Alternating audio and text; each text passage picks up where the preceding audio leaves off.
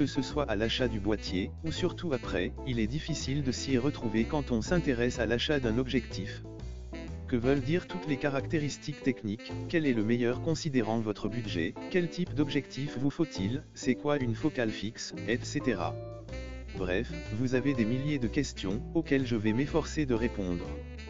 Comme toujours, ce qui va déterminer votre achat, ce sont vos besoins.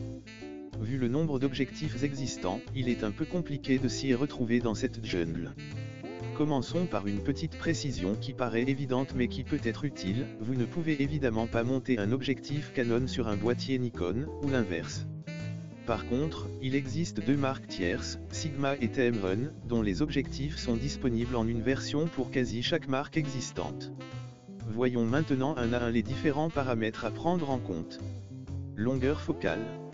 C'est en général la première info qui saute aux yeux en lisant la description d'une optique. La longueur focale s'exprime en millimètres, par exemple 50 mm ou 18 à 105 mm. Ce chiffre vous indique à quel point votre sujet va être agrandi, ou réduit, par rapport à votre vision quand vous allez le photographier.